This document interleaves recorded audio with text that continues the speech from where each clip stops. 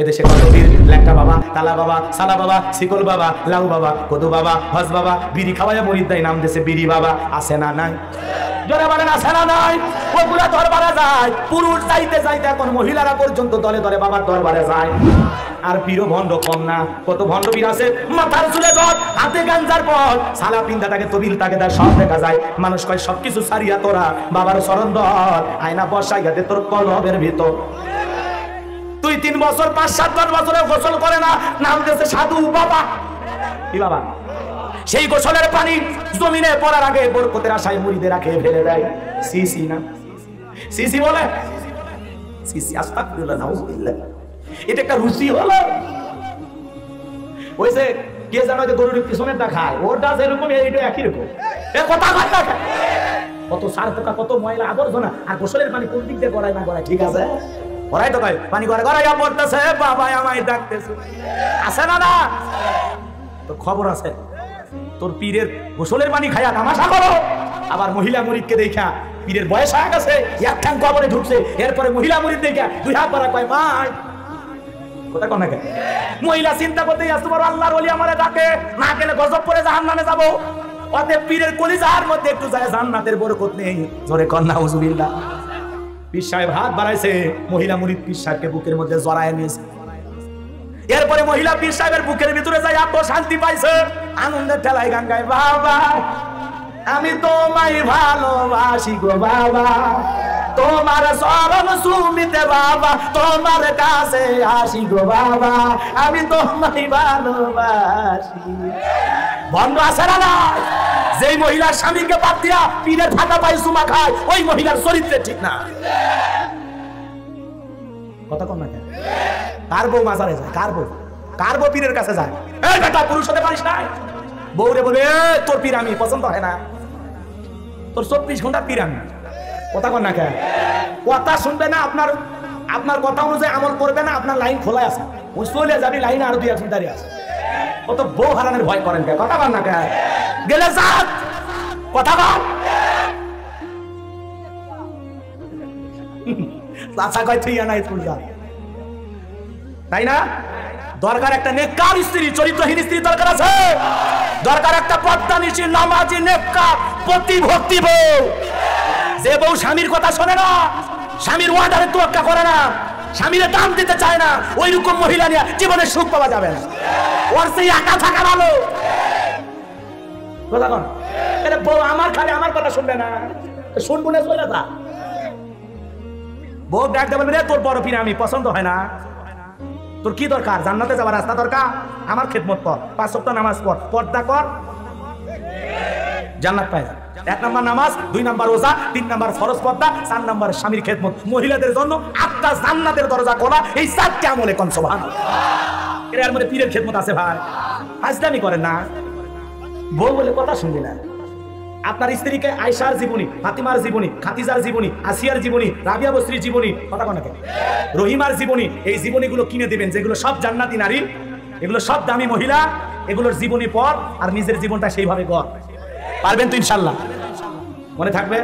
এরপরে বলছেন পীরের কাছে না যায়, আপনি যাবেন কার কাছে যাবেন? বন্ধের কাছে। হ্যাঁ, যেই পীরের দরবারে মাজারে বসে গাঁজা টানে, এমন দরবারে, সেই দরবারে যাওয়া লাগবে, সেই আল্লাহ ওয়ালাদের কাছে যাওয়া লাগবে। আল্লাহ বলেন কুনু মা'আস সাদিকিন, তোমরা সত্যবাদীদের সঙ্গী হও। যার পা থেকে মাথা পর্যন্ত নবীর সুন্নাত দিয়ে ঢাকা, যার চেহারার দিকে তাকালে আল্লাহর কথা স্মরণ হয়, এমন হক্কানি আল্লাহ ওয়ালাদের সহবাতে থাকতে কোনো নিষেধ নাই। যে পীর আযান দিয়া নিজে ইমামতি কইরা নামাজ পড়াইতে পারে, যে পীর ইসলামী আন্দোলন করে, যে পীর দিন প্রতিষ্ঠিত করার কাজ করে, এমন হক্কানি আল্লাহ ওয়ালা যেখানে আমরা আছি, আর ভণ্ড পীর যেখানে, মনে থাকবে তো ইনশাআল্লাহ? পীর ছিল শাহজালাল, খানকায় পীর, রাজপথে পীর, নারায়ে তাকবীর হুঙ্কার দিয়েছেন, গৌরগতি তো ধুতি ফুলে পাল আছে। আর এখন এলা পীর না ডিজিটাল কি? কথা কন না কেন? এই রে পীরের এত বড় মোস্ট রাস্তায় মেরে মুখ পেয়ে খুঁজে পাওয়া, আর সুন্দরবনের অবস্থা, বান্দরবনের কি অবস্থা? কথা কন না কা? এই বনখড়ির মানুষ, কথা কন না কেন? কথা বলে কি? ওর অবস্থা খুবই খারাপ, কোনো জায়গার চুল কাটে না, এত বড় শয়তান। রাগ করতেছেন মনে হয়? এ বাজান মন খারাপ করতেছে, দোয়া করে দেবো, সামনের দিকে যাবো। বাজান গো আমার, তাহলে মাজারে যায় শিরিক করা যাবে? জোরে বলেন যাবে? তাহলে পীরের পায়ে সিজদা দেওয়া যাবে না, নেতার পায়ে সিজদা দেওয়া যাবে না। মুমিন আল্লাহ ছাড়া অন্য কারো কাছে মাথা নত করতে পারে না। এরপরে দেখবেন সেরা ট্রাকের পিছনে সেরা স্যান্ডেল ঝুলানো, কেন? কয় দুর্ঘটনা থেকে বাঁচার জন্য। নাউজুবিল্লাহ। কম আল্লাহর প্রতি ভরসা নাই, ভরসা হলো সেরা স্যান্ডেলের প্রতি। এগুলো ধারণা করাও শিরিক। কথা বলেন না কেন? এরপরে শনিবার মঙ্গলবারে বিয়ে করা হয় না, এগুলো ধারণা করা যাবে না। হাত চুলকাইলে টাকা আসে, বাপ রে বাপ 3 দিন ধরে হাত চুলকে এক জায়গায়, দেখি তো টাকা কোন দিক দিয়ে আসে। হাজলামি করার একটা লিমিট থাকে। কথা কোন না কা? এরপরে পা চুলকাইলে নাকি বেড়ানে যাওয়ার কথা। কি হাজলামি? এরকম আছে আপনাদের এলাকা? হাত চুলকাইলে টাকা আসে, পা চুলকাইলে ঘুরতে যাওয়ার কথা মনে হয়। কি ধারণা বাপ রে বাপ। এরপরে নতুন বিয়ে করে বউ যদি নিয়ে আসে, সেই বউ চা বানাই থেকে যদি হাত থেকে কাপটা পরে ভেঙে যায়, বলে একটা অলক্ষণে বউ আসছে। আছে না নাই? অলক্ষণ কুলক্ষণ বলে ইসলামের ভিতরে কিছুই নাই। কথা বলেন ঠিক কিনা? এটা একটা দুর্ঘটনা। এই ঘটনা শাশুড়ির হাত থেকে ঘটতে পারতো, ননদের হাত থেকে ঘটতে পারতো। একটা চায়ের কাপ ভেঙে গেল, একটা গ্লাস পরে ভেঙে গেল, এর দ্বারা একটা মানুষের তকদির নির্ধারণ করা যায় না। কথা বলেন ঠিক কিনা? ছোট বাচ্চারা কপালে টিপ দিয়ে দেয়, আছে না নাই? পায়ে টিপ দিয়ে দেয়, কেন? পায়ে বদ নজর থেকে বাঁচার জন্য। আছে না নাই? বলেন তো এরকম সমস্যা আমাদের সমাজে আছে না নাই?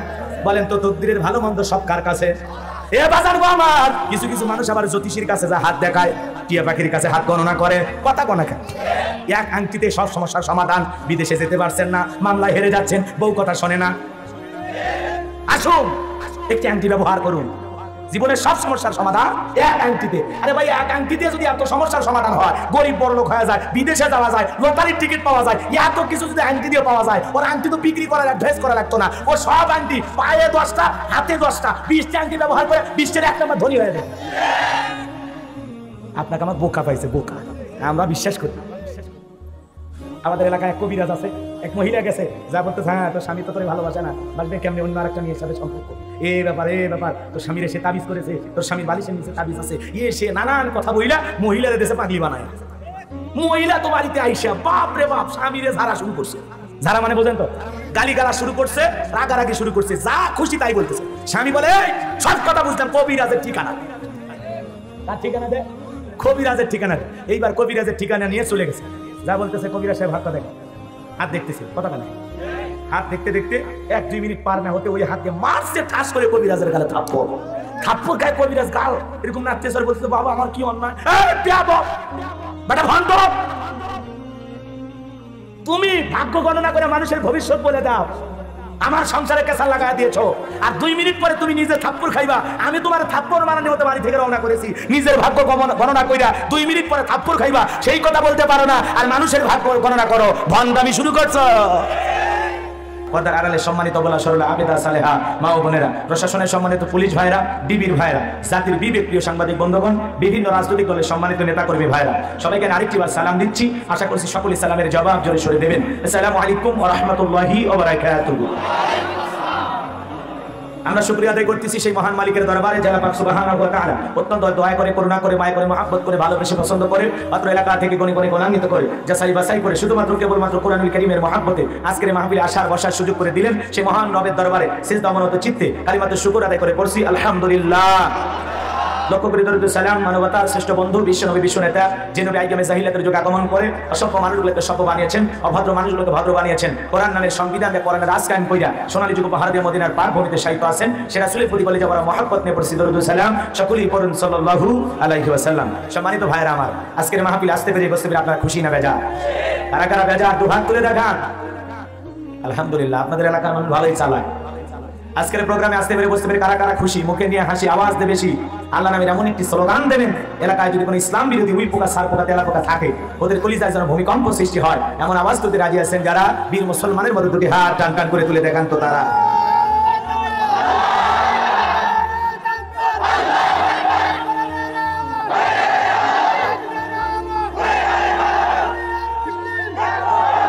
বিল্লাহে তাকবীর। আল কোরআনের আলো, আল হাদিসের আলো, দুনিয়ার মুসলিম, আমার নেতা তোমার নেতা, লিল্লাহে তাকবীর।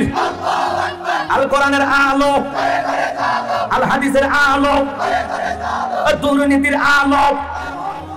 আপনি এভাবে নারা দেন তো, মাশাআল্লাহ, মারহাবা। আসতে কারণ আগে যেন না লাগে আপনার মান। অনেকে ঝোঁকে তালে বলে ফেলেছেন দুর্নীতির আলো ঘরে ঘরে যায়। বাংলাদেশে দুর্নীতি দমন কমিশন আছে না নাই? এরপরে দুর্নীতি কমেছে নাকি ডিজিটাল কায়দা বেড়েই চলেছে? দিন যত বাড়াচ্ছে দুর্নীতির পাল্লা তত ভারী হচ্ছে, কথা বলেন ঠিক কিনা? আমরা চাই আমাদের প্রিয় মাতৃভূমি বাংলাদেশ দুর্নীতি মুক্ত, আল্লাহ কবুল করুন, ছেলে বলুন আমিন। আমরা চাই আমাদের প্রিয় মাতৃভূমি বাংলাদেশ মাদক মুক্ত, আল্লাহ কবুল করুন, ছেলে বলুন আমিন। আমরা চাই আমাদের প্রিয় মাতৃভূমি বাংলাদেশ যৌতুক মুক্ত, আল্লাহ কবুল করুন, ছেলে বলুন আমিন। সম্মানিত ভাইয়ের, আমার ভূমিকায় লম্বা কথা নয়, সরাসরি মূল আলোচনায় প্রবেশ করতে চাই। এরপরে দুই একটি কথা না বললে নয়। আমরা যত জায়গায় কোরআনের কথা বলতে যাই বলে হুজুর সাবধানে কথা বলবেন, হুজুর ভুলে যাবেন না এলাকাটা, হুজুর ওয়াজ যা করেন করেন, খবরদার রাজনীতির কোনো আলোচনা করবেন না। আপনারাই বলেন তো আমার বাড়ি কোন জেলায়? জোরে কোন? আমার বাড়ি গাইবান্ধা। আমি আসছি কোন জেলায়? সিরাজগঞ্জে। এখানে যে রাজনীতির কথা বলবো, আগামী নির্বাচনে এই এলাকার মহিলা মেম্বার পদেও দাঁড়ানোর সুযোগ আছে, তাহলে আমি কেন এখানে রাজনীতি করি না? যদি করাই লাগে নিজের জেলা গাইবান্ধাই করবো, কথা বলেন ঠিক কিনা? এই জন্য আপনারা টেনশন মুক্ত থাকবেন। আমি আপনাদের কথার সাথে একমত। আমি বাংলাদেশের রাজনীতি নিয়ে কোনো কথা বলবো, বাংলাদেশের রাজনীতি নিয়ে কোনো আলোচনা হবে না। তবে হ্যাঁ, আমি গোলাম রব্বানী যদি কোনো রাজনীতি বক্তব্য দেই, এই পৃথিবীর শ্রেষ্ঠ রাজনীতিবিদ, শ্রেষ্ঠ রাষ্ট্রনায়ক, শ্রেষ্ঠ রাষ্ট্রপতি, শ্রেষ্ঠ সেনাপতি, শ্রেষ্ঠ বৈজ্ঞানিক, শ্রেষ্ঠ দার্শনিক, শ্রেষ্ঠ বাবা, শ্রেষ্ঠ নানা, শ্রেষ্ঠ স্বামী, শ্রেষ্ঠ আদর্শ, শ্রেষ্ঠ মহামানব রাহমাতুল আলামিনের মদিনার আদর্শের রাজনীতির কথা বলবো। আমি গোলাম রব্বানী যদি কোনো রাজনীতি বক্তব্য দেই, খলিফাতুল মুসলিমিন আমিরুল মুমিনিন হযরত ওমর ফারুকের আদর্শের রাজনীতির কথা বলবো। যেই ওমর ফারুক আল্লাহর জমিনে আল্লাহর আইনকে প্রতিষ্ঠিত করার জন্য নিজের কলিজার টুকরা ছেলেকে পর্যন্ত ছাড় দেয় নাই, কথা বলেন ঠিক কিনা? সেই মদিনাওয়ালার আদর্শের রাজনীতির কথা শোনার পর আপনার জন্য আবার চুলকানি আরম্ভ না হয়, কারণ কোরআন হাদিসের হক কথা সবার পেটে হজম হয়। আপনারাই বলেন, সুদ করে সামনে যদি সুদের ওয়াজ করা হয়, ও কি বেলকুচি থেকে মিষ্টি নিয়ে এসে বলবে গোলাম রব্বানী হুজুর হা করেন মিষ্টি খান? নাকি বলবে এই হুজুর আইসা সুদের ওয়াজ কইরা আমার সুদের ব্যবসায় লাল বাতি জ্বালাইছে? যারা ঘুষ খায়, দুর্নীতি কইরা ভুঁড়ি বানাইছে 26 মাসের গর্ভবতী, ওই হারাম খোরদের সামনে ঘুষের ওয়াজ করলে খুশি না বেজা? যারা বেনামাজি, নামাজ পড়ে না, আল্লাহকে সিজদা দেয় না, ওদের সামনে নামাজের ওয়াজ করলে খুশি না বেজা? যে সমস্ত মা বোনেরা জিন্সের প্যান্ট গেঞ্জি পরে রাস্তা দিয়ে হাইটে যায়, পিছন দিকটা তাকালে মনে হয় দুইটা সুপারি গাছ দাঁড়িয়ে আছে, এরকম বেহায়া বেপরদা নারীর সামনে যদি পর্দার আলোচনা করা হয়, ওরা খুশি না বেজা? এক কথায় ওয়াজ যদি কারো বিপদে চলে যায়, কিয়ামত পর্যন্ত পর্দার উপরে খুশি হবে না, কথা বলে ঠিক না? এজন্য পরিষ্কারভাবে একটি কথা বলতে চাই, আজকের আলোচনা সভাপতির মতো হবে না, প্রধান অতিথির মতো হবে না, মাহফিল কমিটির মতো হবে না, গোলাম রব্বানীর মতো হবে না। আল্লাহর কোরআন যা বলবে গোলাম রব্বানী তাই বলবে। এতে কে খুশি কে বেজার ওইটা দেখার সময় নাই, কথা বলেন ঠিক কিনা? যুগে যুগে নবী রাসূলেরা দাওয়াতি কাজ করতে গিয়েছিলেন, তাদের দাওয়াতি কাজেও কাফের বেঈমানরা বাধার প্রাচীর তৈরি করে দিয়েছিলেন। এরপরে আল্লাহর পয়গম্বররা শত বাধার প্রাচীরকে ভেঙে আল্লাহর পথে মানুষকে দাওয়াত দিয়েছেন, কথা বলেন ঠিক কিনা? আপনারা আমার নবী কালেমার দাওয়াত দিতে, আপনারা আমার নবী কোরআনের প্রচার করতে গিয়ে মার খেয়েছেন, রক্ত জড়িয়েছেন, সাহাবায়ে কিরাম মার খেয়েছেন, রক্ত জড়িয়েছেন। ও বাংলার মুসলমান, আল্লাহর জমিনে আল্লাহর দ্বীনকে প্রতিষ্ঠিত করার জন্য যদি নবীদের মতো সাহাবায়ে কিরামদের মতো বুকের তাজা রক্ত দিতে হয়, দ্বীনের জন্য, ইসলামের জন্য, কোরআন প্রতিষ্ঠিত করার জন্য কারা কারা বুকের তাজা রক্ত দিতে রাজি? দুই হাত তুলে আল্লাহকে একবার দেখা। আল্লাহু আকবার, লিল্লাহে তাকবীর। হাত খাড়া করেন, হাত খাড়া করেন বীর পুরুষের মতো। মাঝখানে দেখা যায় এইরকম করে হাত তুলছে, দুই হাত তোলার শক্তি নাই, ও বলে আবার পুরুষ মানুষ। তোমার লজ্জা হওয়া উচিত, হাত খাড়া করো পুরুষের মতো। আল্লাহ রাব্বুল আলামিন বলেন, ইন্নাল্লাহা আশতারা মিনাল মুমিনিনা আনফুসাহুম ওয়া আমওয়ালাহুম বিআন্না লাহুমুল জান্নাহ, নিশ্চয়ই মুমিনদের জান মাল আমি আল্লাহ ক্রয় করে নিয়েছি, বিনিময়ে দেব জান্নাত। বলুন সুবহানাল্লাহ। তাহলে বেলকুসির যুবকেরা ভালো করে বলো তো, এই জীবনের মালিক কে? প্রেম করবার প্রেমিকাকে পার্কে নিয়ে যায় ডায়লগ দিবা, এই জীবন তোমার, তুমি শুধু আমার। ওরে হাইব্রিড যুবক, এই জীবনের মালিক কে? আপনার আমার সম্পদের মালিক কে? আল্লাহর দেয়া জীবন, আল্লাহর দেয়া সম্পদ, আল্লাহর রাস্তায় খরচ করতে রাজি আছেন তো ইনশাআল্লাহ? রাজি আছেন তো ইনশাআল্লাহ? বাম হাত নামান, ডান হাত তুলে রাখেন, ডান হাত তুলে রাখেন। আল্লাহ রাব্বুল আলামিন বলেন, ইল্লা সাহাবাল ইয়ামিন ফি জান্নাতি ইয়াতাসালুন, ডানপন্থী যারা জান্নাতি তারা, ডানপন্থী যারা আর আল্লাহর প্রিয় বান্দা তারা। বলুন সুবহানাল্লাহ। সূরা লোকমান। লোকমান একজন মানুষের নাম, কিন্তু মানুষ হলেও এমন একজন প্রিয় মানুষ, এমন একজন দামি মানুষ, যেই মানুষের বক্তব্য, যেই মানুষের কথাগুলো আসমানের মালিক আল্লাহ পছন্দ করেছেন। বলুন সুবহানাল্লাহ। আরো জোরে বলুন সুবহানাল্লাহ। এ বাজান গো আমার, পবিত্র কোরআনুল কারীমের সূরার নাম লোকমান। জোরে বলেন কি নাম? আরো জোরে বলেন কি নাম? সূরার নাম লোকমান। মোট আয়াত আছে 34টি। কয়টি? জোরে বলেন কয়টি? রুকু আছে 4টি। বিশ্বনবীর মাক্কি জিন্দেগিতে এই সূরাটি নাজিল হয়েছে। কোরআনুল কারীমের 31 নম্বর সূরা। আল্লাহ রাব্বুল আলামিন এই সূরা থেকে আমাদেরকে আলোচনা শুনে আমল করার তৌফিক দান করুন। জোরে বলুন আমিন। আজকের আলোচনা আমাদের সকলের শোনা জরুরি। বলেন তো, এখানে যারা বসে আছেন আপনারা কি সবাই আদর্শ পিতা হতে চান? কথা বলেন। আদর্শ পিতা হতে চান? আদর্শ বাবা হতে চান? সন্তানকে সালেহ আহমেদ তাকরিমের মতো গড়ে তুলতে চান? আমরা চাই আদর্শ সন্তানের আদর্শ পিতা হতে। আমার সন্তান দেশের একজন সুনাগরিক হোক, এটা কি আপনারা সবাই চান? যদি চান তাহলে আজকের আলোচনা আপনাদের শুনতে হবে। আদর্শ পিতা হব কিভাবে আর আদর্শ সন্তান গড়ে তুলবো কিভাবে, সেই আজকে আলোচনার বিষয়টা কি বুঝতে পেরেছেন? আদর্শ পিতা হব কিভাবে, আদর্শ সন্তান গড়ে তুলবো কিভাবে, সেটা আমরা সূরা লোকমান থেকে জানার চেষ্টা করবো ইনশাআল্লাহ। আল্লাহ পাক বোঝার তৌফিক দান করুন, জোরে বলুন আমিন। জবান ছেড়ে সবাই আমার সাথে তেলাওয়াত করুন, আউযু বিল্লাহি মিনাশ শাইতানির রাজিম, বিসমিল্লাহির রাহমানির রাহিম। বিতাড়িত মুরতাদ শয়তানের কাছ থেকে আল্লাহর পাকের কাছে আশ্রয় প্রার্থনা চাচ্ছি। বিতাড়িত মুরতাদ শয়তানের কাছ থেকে আল্লাহ পাকের কাছে আশ্রয় প্রার্থনা চাচ্ছি। পরম করুণাময় অসীম দয়ালু আল্লাহর নামে শুরু করছি। সূরার নাম লোকমান। জোরে বলেন কি নাম? আরো জোরে। বাজানো আমার, লোকমান কোন নবী ছিলেন না, রাসূল ছিলেন না, ছিলেন একজন জ্ঞানী ব্যক্তি। লোকমানে হাকিম। চেহারা দেখতে কালো, ঠোঁটগুলো ছিল মোটা, খুব বেশি লম্বা মানুষ ছিলেন না, খাটো দেখতে ছিল। চেহারা ছিল কালো, অন্তর ছিল ভালো। তার জীবনের উপদেশগুলো আল্লাহ পাকের কাছে পছন্দ হলো। আল্লাহ রাব্বুল আলামিন তার কথাগুলো কোট করে কুরআনুল কারীমের ভিতরে তার নামে একটি সূরা নাজিল করলো। বলুন মারহাবা। কেমন মানুষ ছিল জানেন? কালো মানুষ। কি মানুষ? আরো জোরে বলেন কি মানুষ? বাজান আমার, শুধু কালোই নয়, মানুষ হিসাবে চেহারা তো কালো, কিন্তু ছিলেন একজন রাখাল। জোরে বলেন কি? রাখাল। মানুষের বাড়িতে রাখাল ছাগল চরানোর কাজ করতেন। সন্ধ্যাবেলা যখন হয়ে যেত, চতুর্দিক থেকে হাজার হাজার মানুষ, শত শত মানুষ লোকমানের কাছে হাজির হইতো। লোকমানে হাকিম সুন্দর সুন্দর কথা বলতেন, সুন্দর সুন্দর উপদেশ দিতেন। মানুষ এই উপদেশগুলো শুনে বাড়িতে গিয়ে আমল করতে। বলুন আল্লাহু আকবার। লোকমানে হাকিমের মনিব ছিল। একদিন তাদেরকে ডেকে বলে, শোনো, তোমরা আমার লোকমানের কাছে কেন আসো? কি হয়েছে তোমাদের? কি পেয়েছো আমার লোকমানের কাছে? সমস্ত মানুষগুলো ডেকে বলে, আপনি তো জানেন না, আপনার লোকমান এত জ্ঞানী একজন মানুষ, আমাদের জীবন ঘনিষ্ঠ।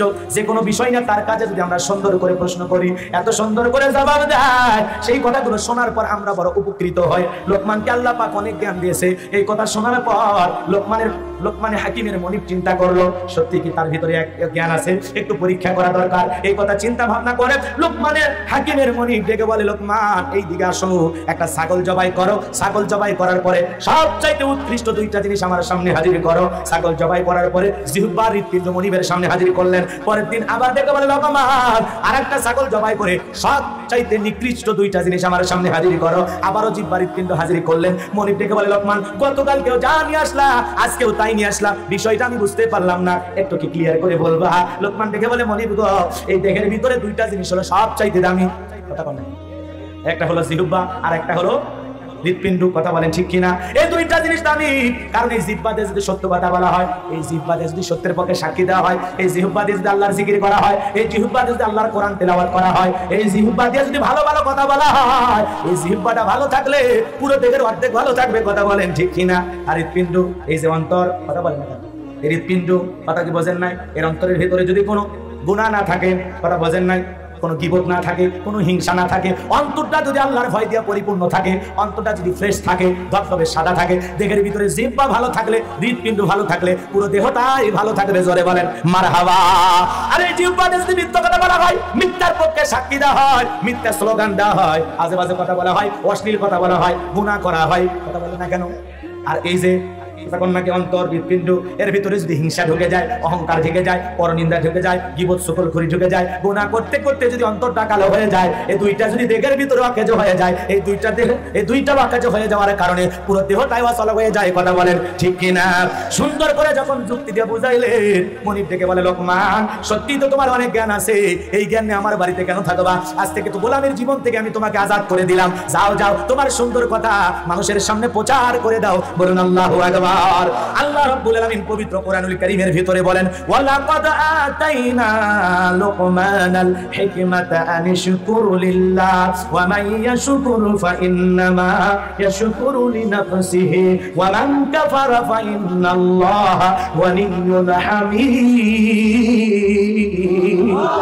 আমার আল্লাহ রাব্বুল আলামিন বলেন, আমি লোকমানে হাকিমকে হিকমত দিয়েছিলাম, জ্ঞান দিয়েছিলাম, এবং বলেছিলাম, লোকমান আমার শুকরিয়া আদায় করো। যে শুকরিয়া আদায় করে সে তার নিজের জন্য শুকরিয়া আদায় করে, আর যারা শুকরিয়া আদায় করে না তাদের জেনে রাখা উচিত আমি আল্লাহ অমুখপেক্ষী, আমি আল্লাহ প্রশংসিত। বলুন আল্লাহু আকবার। আরো জোরে বলুন আল্লাহু আকবার।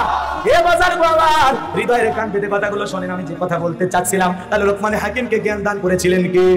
লোকমানে হাকিম জ্ঞান পাওয়ার পরে শুকরিয়া আদায় করেছিলেন কে? আরো জোরে বলেন কার? লোকমানে হাকিম প্রশংসা করেছিলেন কার? আরো জোরে বলেন কার?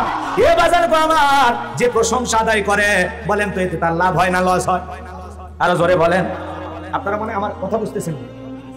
আমি করব ওয়াজ, আপনারা দেবেন আওয়াজ, জবাব দিবেন ঠিক ঠিক, আলোচনা হবে কমপ্লিট। শ্রোতাদের স্পিরিটটাই বাড়ে বক্তার হিট। কারণ আপনারা কথা না বললে আমি আরো দুর্বল হয়ে যাব, আর আপনারা একটু জবাব দিলে আমি বুঝবো যে আমার কথাগুলো আপনারা বুঝতেছেন। কথা বলেন না কেন? আমি তো আর ওই এমন কোন জেলা থেকে আসি নাই যে জেলার মানুষ আর ভাষা বোঝাই যায়। কথা কন না? এক বক্তা এসে ওয়াজ করতেছে, মা বোনেরা হইনা যান। কি কইতেছে? মা বোনেরা হইনা যান, আপনার স্বামী যদি মাইডা পিঠে ঘুষে হলাইয়া দেয়, ওই জায়গায় কোনোদিন জাহান্নামের আগুন জ্বলতো না। এক শ্রোতা দাঁড়ায় বলতেছে, ওই জায়গায় যদি জাহান্নামের আগুন না জ্বলে, বাকি জায়গা কোন জায়গা? কথা বোঝেন না? যে জায়গাগুলোতে স্বামী মারবে পিটবে, ওই জায়গায় যদি জাহান্নামের আগুনে না জ্বলে, তো বাকি জায়গার কি খবর? ওই হেইটা তো আর কিতাবালার লেহে নাই। তার মানে ওইটা ওর পরে যে আছে আলোচনা, এটা আর জানেন না। রাগ করতেছেন আপনারা? তাহলে প্রশংসা কার? প্রশংসা আল্লাহর। প্রশংসা আদায় করলে কার লাভ?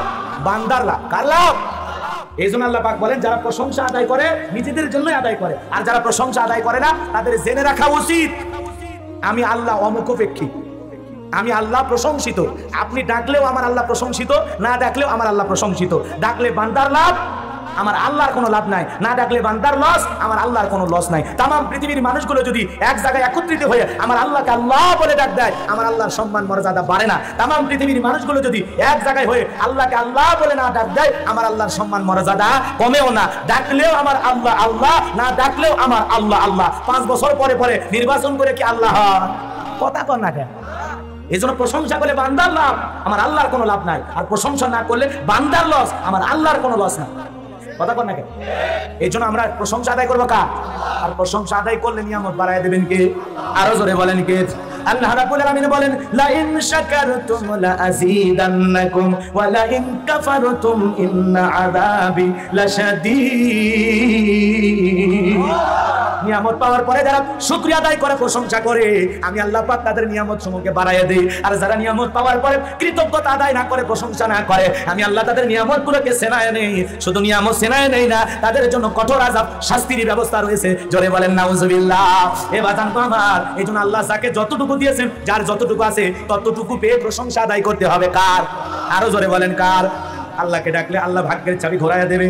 একজন মানুষ গ্রামে গ্রামে হাওয়াই মিঠা বিক্রি করতো, কিশোরগঞ্জ জেলায় বাড়ি। আমার হাত ধরে চোখের পানি ছেড়ে দিয়া কাঁদে আর বলে, হুজুর এক সময় এত গরিব ছিলাম, গ্রামে গ্রামে হাওয়াই মিঠা বিক্রি করতাম, আজকে আল্লাহ আমাকে 200 বিঘা জমির মালিক বানায় দিয়েছে। আমি আল্লাহর শুকরিয়া তো আদায় করি হুজুর। কয়েক বিঘা জমি আমি মসজিদ মাদ্রাসায় দান করে দিয়েছি, 3 বার হজ আল্লাহ করার সুযোগ করে দিয়েছে হুজুর। আমার মতো পথে পড়ে থাকা মানুষের আল্লাহ এইভাবে ভাগ্য খুলে দিয়েছে, আমি কখনো কল্পনাও করিনি। তাহলে বলেন তো, লোকটা প্রশংসা আদায় করতেছে নাকি প্রশংসা ছেড়ে দিয়েছে? আপনার ভাঙ্গা একটা টিনের ঘর আছে, এই টিনের ঘরে থেকে আপনি শুকরিয়া আদায় করেন, আল্লাহ যে হালতে রেখেছে আলহামদুলিল্লাহ। আমার বেলকুচি বাজারে ছোট্ট একটা দোকান আছে, আলহামদুলিল্লাহ। আর বেশি আশা করি না, আমি ভালোভাবে চলতে পারি আলহামদুলিল্লাহ। আমার একটা ভ্যান আছে, রিক্সা আছে, চালাইতে পারি, শরীর সুস্থ আছে আলহামদুলিল্লাহ। আল্লাহ যাকে যতটুকু দিয়েছেন ততটুকুকে শুকরিয়া আদায় করতে হবে। কার? কারণ আপনার চাইতে খারাপ অবস্থায় মানুষ আছে। কত মানুষ আছে কাগজের ঘর বাড়ি কইরা যা যাবর কথা কর। কত মানুষ আছে রেল স্টেশনে, আপনার তো ঘুমানোর জন্য খাট আছে, মাথার তলে একটা বালিশ আছে, ওই রেল স্টেশনে যা দেখেন হাজার হাজার মানুষ আপনার আমার মতো মাথার তলে ইট দিয়ে ঘুমাচ্ছে। কথা বলেন ঠিক কিনা?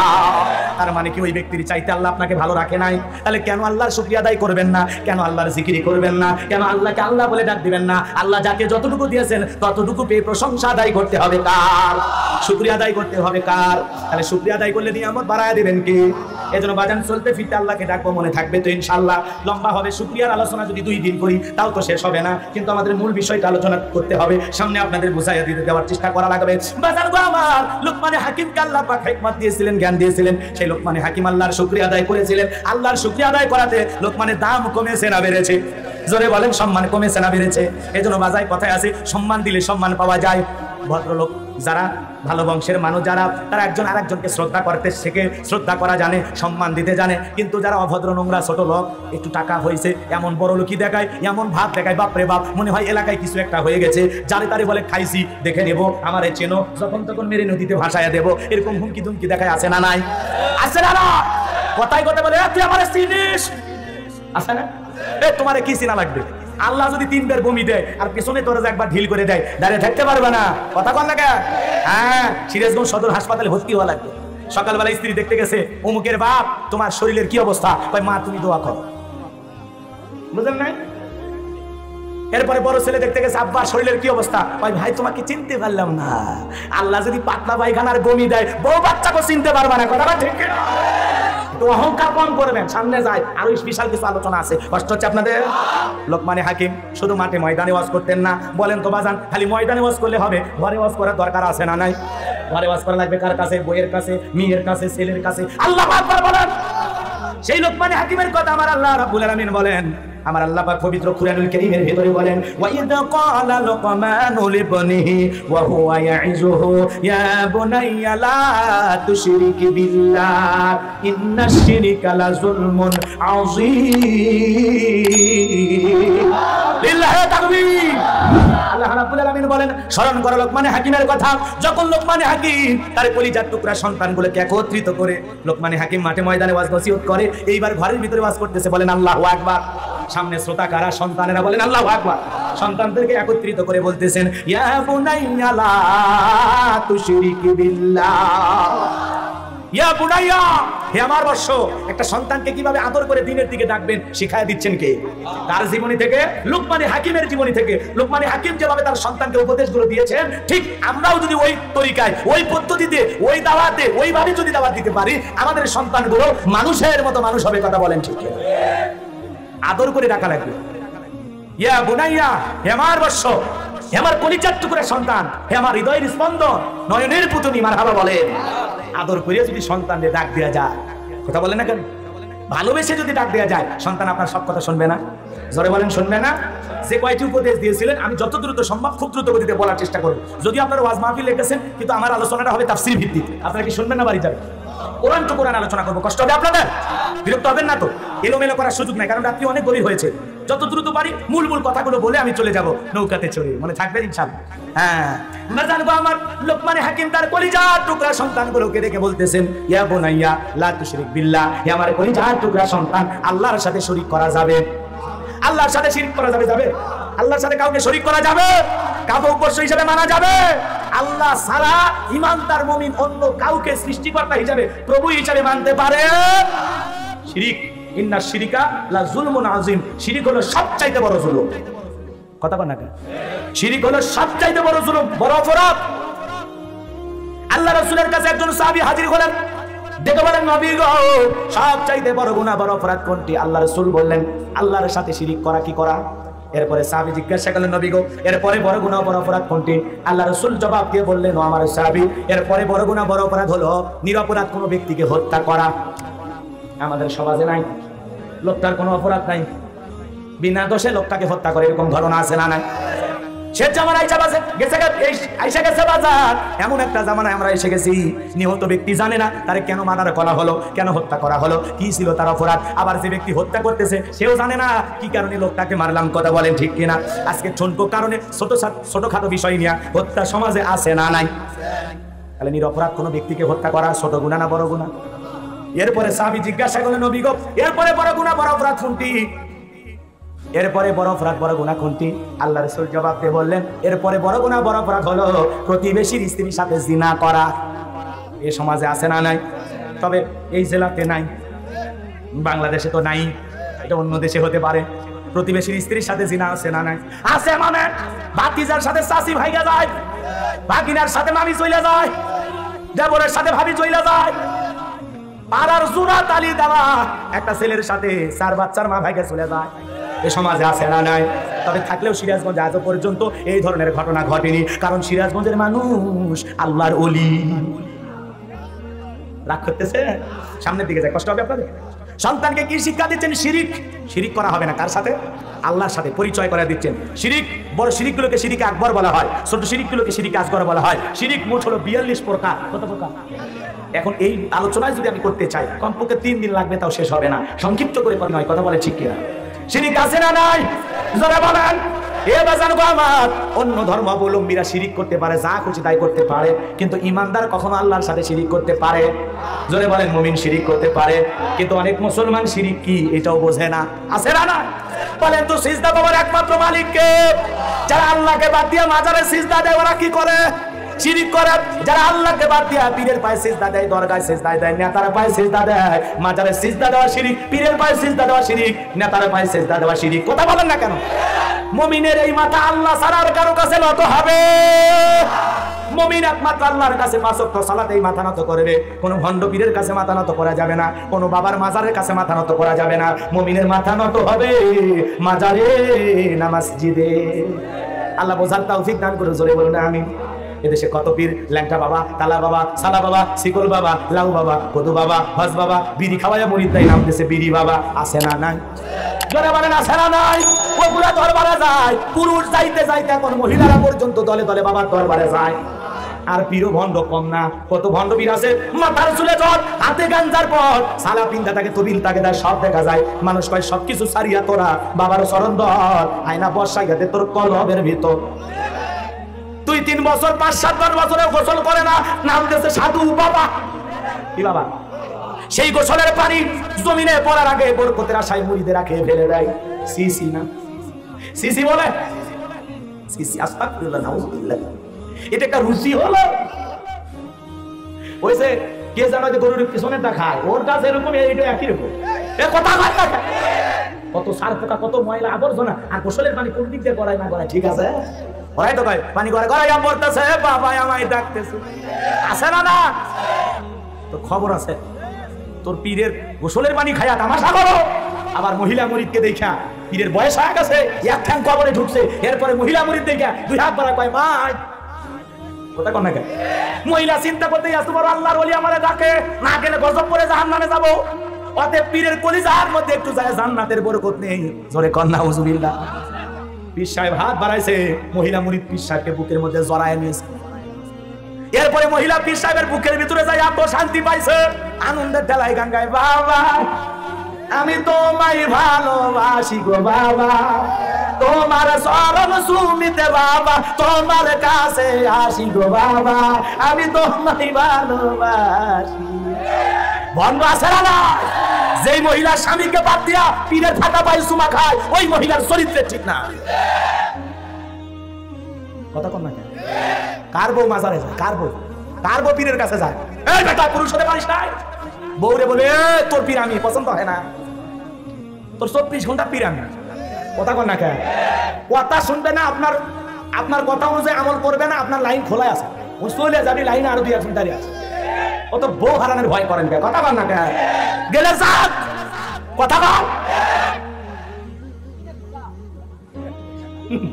আশা কয় তুই নাই তুই যা, তাই না? দরকার একটা নেককার স্ত্রী, চরিত্রহীন স্ত্রী দরকার আছে। দরকার একটা পদ্মানিশী, নামাজি, নেককার, প্রতিভক্তি বউ। যে বউ স্বামীর কথা শোনে না, স্বামীর ওয়াদারে তোয়াক্কা করে না, স্বামীর দাম দিতে চায় না, ওই রকম মহিলা নিয়ে জীবনে সুখ পাওয়া যাবে না। ওর সেই একা থাকা ভালো। কথা কন? এরা বউ আমার খাবে, আমার কথা শুনবে না, শুনবো না, চলে যা। বউ ডাক দেবেন, রে তোর বড় পীর আমি পছন্দ হয় না, তোর কি দরকার? জান্নাতে যাওয়ার রাস্তা দরকার, আমার খেদমত কর, 5 ওয়াক্ত নামাজ পড়, পর্দা কর, জান্নাত পাই। 1 নম্বর নামাজ, 2 নম্বর রোজা, 3 নম্বর ফরজ পর্দা, 4 নম্বর স্বামীর খেদমত। মহিলাদের জন্য 8টা জান্নাতের দরজা খোলা, এই 4টা আমলে কোন সুবহানাল্লাহ। এর মধ্যে পীরের খেদমত আছে ভাই, হাজলামি করেন না। বউ বলে কথা শুনবে না। আপনার স্ত্রীকে আয়েশার জীবনী, ফাতিমার জীবনী, খাদিজার জীবনী, আসিয়ার জীবনী, রাবিয়া বসরির জীবনী, কথা কন না কেন? রহিমার জীবনী, এই জীবনীগুলো কিনে দিবেন, যেগুলো সব জান্নাতি নারী, এগুলো সব দামি মহিলা, এগুলোর জীবনী পড়, আর নিজের জীবনটা সেইভাবে কর। পারবেন তো ইনশাল্লাহ? মনে থাকবে। এরপরে বলছেন পীরের কাছে না যায়, আপনি যাবেন কার কাছে যাবেন? ভণ্ডের কাছে।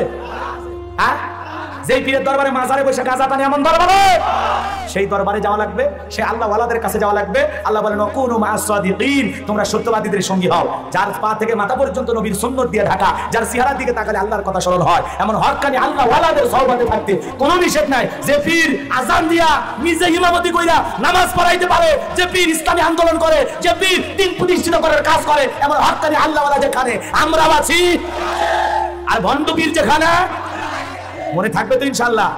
পীর ছিল শাহজালাল, খানকায় পীর, রাজপথে পীর, নারায়ে তাকবীর হুঙ্কার দিয়েছেন, গৌরববিন্দু ধুতি খুলে পালাছে। আর এখন এলা পীর না ডিজিটাল কি? কথা কন না কেন? পীরের এত বড় মোস্ট ওয়াজ টাইপ মানে মুখ পেয়ে খুঁজে পাওয়া যায়। আর সুন্দরবনের অবস্থা, বান্দরবনের কি অবস্থা? কথা কন না কা? কোন খরির মানুষ, কথা কন না কেন? কথা কল একটি, ওর অবস্থা খুবই খারাপ, কোনো জায়গার চুল কাটে না, এত বড় শয়তান। ভাগ করতেছেন মনে হয়। এ বাজানো মন খারাপ করতেছেন, দোয়া করে দেবো না সামনের দিকে যাবো? বাজান গো আমার, তাহলে মাজারে যায় শিরিক করা যাবে? জোরে বলেন যাবে। তাহলে পীরের পায়ে সিজদা দেওয়া যাবে না, নেতার পায়ে সিজদা দেওয়া যাবে না। মুমিন আল্লাহ ছাড়া অন্য কারো কাছে মাথা নত করতে পারে না। এরপরে দেখবেন সেরা ট্রাকের পেছনে সেরা স্যান্ডেল ঝুলানো, কেন? কয় দুর্ঘটনা থেকে বাঁচার জন্য। নাউজুবিল্লাহ। কম আল্লাহর প্রতি ভরসা নাই, ভরসা হলো সেরা স্যান্ডেলের প্রতি। এগুলো ধারণা করাও শিরিক। কথা বলেন না কেন? এরপরে শনিবার মঙ্গলবারে বিয়ে করা হয় না, এগুলো ধারণা করা যাবে না। হাত চুলকাইলে টাকা আসে, বাপ রে বাপ, 3 দিন ধরে হাত চুলকে এক জায়গায়, দেখি তো টাকা কোন দিক দিয়ে আসে। হাজলামি করার একটা লিমিট থাকে। কথা কন না কা? এরপরে পা চুলকাইলে নাকি বেড়ানে যাওয়ার কথা। কি ফাজলামি! আর এরকম আছে আপনাদের এলাকা? হাত চুলকাইলে টাকা আসে, পা চুলকাইলে ঘুরতে যাওয়ার কথা মনে হয়। কি ধারণা, বাপ রে বাপ! এরপরে নতুন বিয়ে করে বউ যদি নিয়ে আসে, সেই বউ চা বানাই থেকে যদি হাত থেকে কাপটা পরে ভেঙে যায়, বলে একটা অলক্ষণে বউ আসছে। আছে না নাই? অলক্ষণ কুলক্ষণ বলে ইসলামের ভিতরে কিছুই নাই। কথা বলেন ঠিক কিনা? এটা একটা দুর্ঘটনা। এই ঘটনা শাশুড়ির হাত থেকে ঘটতে পারতো, ননদের হাত থেকে ঘটতে পারতো। একটা চায়ের কাপ ভেঙে গেল, একটা গ্লাস পরে ভেঙে গেল, এর দ্বারা একটা মানুষের তকদির নির্ধারণ করা যায় না। কথা বলেন ঠিক কিনা? ছোট বাচ্চার কপালে টিপ দিয়ে দেয়, আছে না নাই? পায়ে টিপ দিয়ে দেয়, কেন? কয় বদ নজর থেকে বাঁচার জন্য। আছে না নাই? বলেন তো এরকম সমস্যা আমাদের সমাজে আছে না নাই? বলেন তো তকদিরের ভালো মন্দ সব কার কাছে? এ বাজার গো আমার, কিছু কিছু মানুষ আবার জ্যোতিষীর কাছে যা হাত দেখায়, টিয়া পাখির কাছে হাত গণনা করে। কথা গণনা খায়, এক আংটিতে সব সমস্যার সমাধান। বিদেশে যেতে পারছেন না, মামলায় হেরে যাচ্ছেন, বউ কথা শোনে না। আসুন একটি আংটি ব্যবহার করুন, জীবনের সব সমস্যার সমাধান এক আংটিতে। আরে ভাই, এক আংটিতে যদি এত সমস্যার সমাধান হয়, গরিব বড় লোক হয়ে যায়, বিদেশে যাওয়া যায়, লটারির টিকিট পাওয়া যায়, এত কিছু যদি আংটি দিয়ে পাওয়া যায়, ওর আংটি তো বিক্রি করা ড্রেস করা লাগতো না। ও সব আংটি, পায়ে 10টা, হাতে 10টা, 20টা আংটি ব্যবহার করে বিশ্বের 1 নম্বর ধনী হয়ে যায়। আপনাকে আমার বোকা পাইছে, বোকা। আমরা বিশ্বাস করি। আমাদের এলাকায় এক কবিরাজ আছে, এক মহিলা গেছে, যা বলতে, হ্যাঁ তোর স্বামী তো তোরে ভালোবাসে না, বাসবে কেমনি অন্য আর একটা মেয়ের সাথে সম্পর্ক, এই ব্যাপার তোর স্বামীর এসে তাবিজ করেছে, তোর স্বামীর বালিশের নিচে তাবিজ আছে, সে নানান কথা বইলা মহিলারে দেশে পাগলি বানায়। মহিলা তো বাড়িতে আইসা বাপ রে বাপ স্বামীরে ঝাড়া শুরু করছে। ঝাড়া মানে বোঝেন তো? গালি গালা শুরু করছে, রাগারাগি শুরু করছে, যা খুশি তাই বলতেছে। স্বামী বলে, সব কথা বুঝলাম, কবিরাজের ঠিকানা। তার ঠিকানা দে, কবিরাজের ঠিকানা। এইবার কবিরাজের ঠিকানা নিয়ে চলে গেছে। যা বলতেছে, কবিরাজ সাহেব হাতটা দেখা, হাত দেখতেছে, কথা কেন? হাত দেখতে দেখতে 1-2 মিনিট পার না হতে ওই হাত দিয়ে মারছে ঠাস করে কবিরাজের গালে থাপ্পড়। থাপ্পড় খায় কবিরাজ, গাল এরকম নাচতে চলে, বলছে, বাবা আমার কি অন্যায়, বেটা ভণ্ড, তুমি ভাগ্য গণনা করে মানুষের ভবিষ্যৎ বলে দাও, আমার সংসারে কেসার লাগাই দিয়েছো, আর 2 মিনিট পরে তুমি নিজে থাপ্পড় খাইবা। আমি তোমার থাপ্পড় মারানি হতে বাড়ি থেকে রওনা করেছি, নিজের ভাগ্য গণনা কইরা 2 মিনিট পরে থাপ্পড় খাইবা, সেই কথা বলতে পারো না, আর মানুষের ভাগ্য গণনা করো। ভন্ডামি শুরু করছো। কথা বল না কেন? তাহলে ওর ঔষধ কি? মার মার মার, মনে থাকবে? পারবেন? হ্যাঁ, চালাখন, একটু চালাখন। আল্লাহ বোঝা তৌফিক দান করুন, জোরে কোনা আমিন। এ পাশান গো আমার, এই জন্য ভাগ্য গণনা করা যাবে না। যাবে টিয়া পাখির কাছে যাওয়া যাবে, আংটি আপনার কল্যাণ করতে পারে।